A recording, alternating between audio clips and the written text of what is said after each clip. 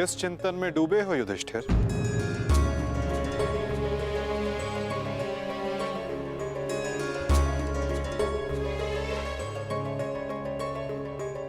प्रणिपात वासुदेव।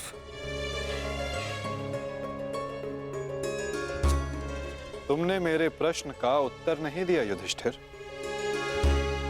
हाँ वासुदेव, मेरा मन अशांत है। बुद्धि पर जैसे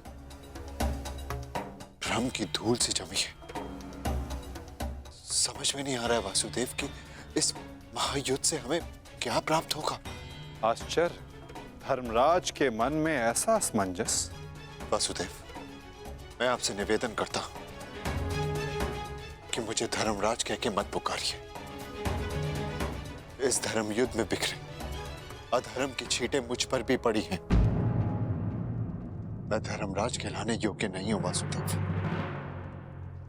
युद्ध में शरीर और सेना के बल से अधिक महत्वपूर्ण आत्मबल होता है युधिष्ठिर। और इस प्रकार युद्ध के मध्य में सम्राट का मन दुर्बल पड़ जाए, ये उचित नहीं है।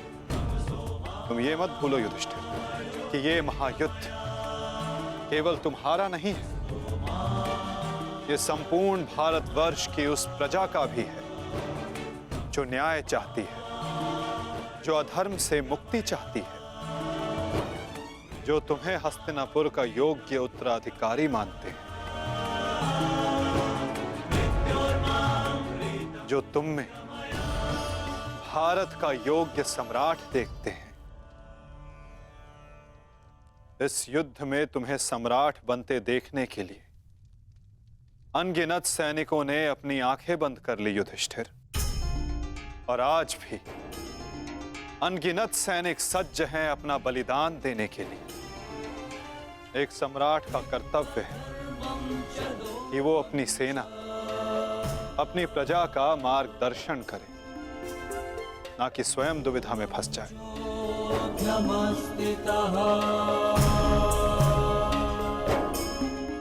किंतु प्रश्न ये है कि सम्राट के मन में ये प्रश्न आया क्यों? कहीं सम्राट को ऐसा तो नहीं लगता कि उनके प्रिय अनुज महायोद्धा अर्जुन पूरे मनोयोग के साथ भाग नहीं ले रहे? कदाचित इसीलिए अंगराज अब तक युद्ध क्षेत्र में है। अंगराज का वध केवल अर्जुन के हाथों संभव है। यदि युद्ध भूमि में अर्जुन अंगराज का वध कर देते हैं तो अवश्य ये संभव है युधिष्ठिर।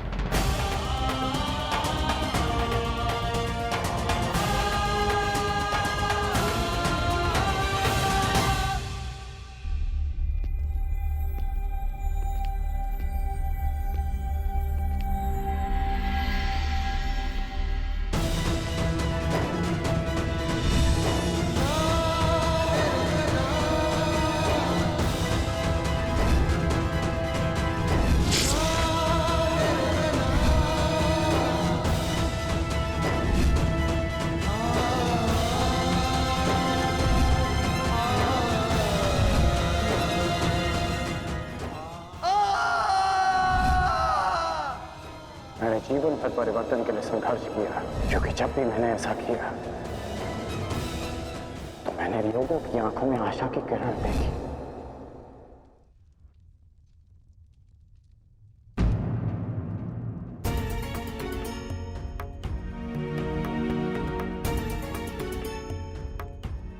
जिस परिवर्तन के लिए तुम लड़ रहे हो उसके लिए सबसे पूर्व तुम्हें सशक्त होना होगा कर्ण।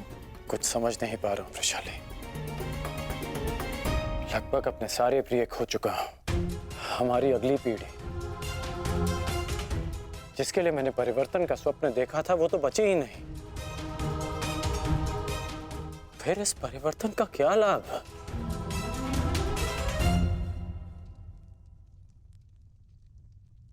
तुमने जो जो सहा है मुझे उसका भान है कर्ण, परंतु कुछ नवीन पाने के लिए बलिदान करने ही पड़ते हैं।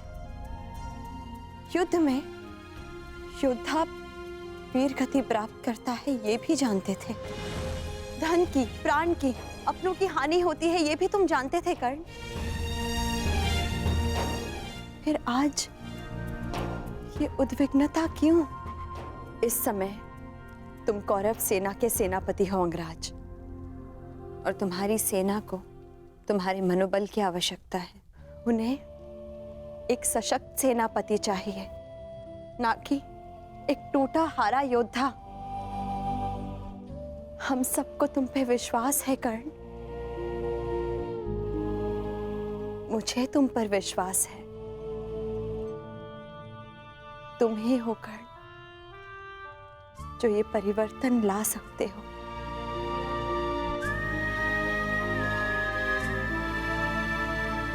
मैंने तुम्हें कितने कष्ट दिए हैं, फिर भी सदा तुमने मेरा साथ दिया, मुझे साहस दिया।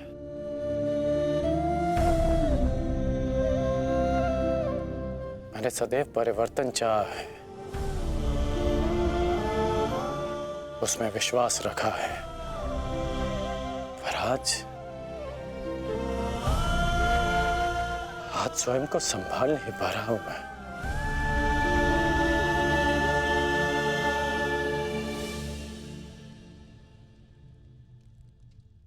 स्वयं को संभालो सरसेनापति,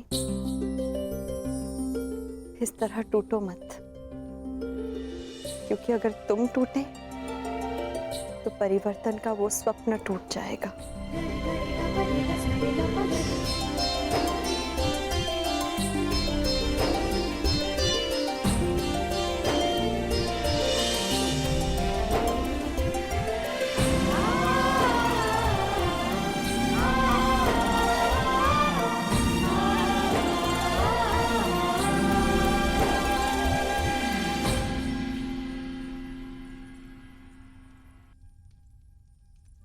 जी जी,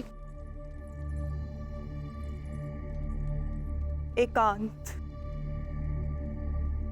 जी मैं कुछ मत कहो कुंती, समय ने मुझे उस मोड़ पर लाकर खड़ा कर दिया है जिस मोड़ पर ना तो मेरे पास कुछ कहने के लिए है और ना ही सुनने के लिए। तुम्हें स्मरण है तुम्हें वो समय कुंती, जब हमारे हस्तिनापुर में हर्ष, खुशी, उल्लास और आनंद होता था।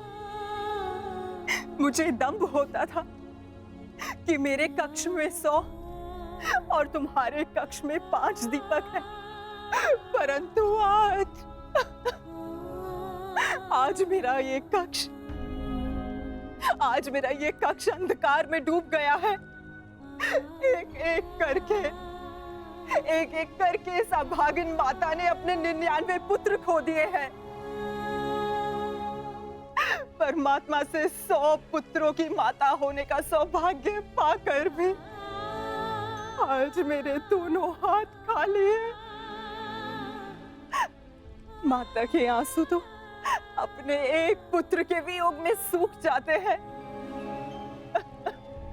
परंतु मैं अभागिन गांधारी अपने 100 पुत्रों के विलाप के लिए अश्रु कहां से लाएगी कुंती? कहां से लाएगी? ऐसा नहीं है दीदी, ये दुर्भाग्य नहीं, हमारी असफलता है। दीपक का दर में जलना ये तो संभालने वाले के हाथ में है कि वो उस दीपक से प्रकाश करवाता है या अपने घर को सुहा कर लेता है, या अपने संतान पर अपना नियंत्रण खोने के कारण ये युद्ध हुआ है, जिसका परिणाम हम माताएं भुगत रही हैं। जो पीड़ा आपकी है जीजी, वही पीड़ा मेरी भी है। आज आप जिस परिस्थिति में हैं, मैं मैं भी स्वयं उसी परिस्थिति में बंधी हूँ।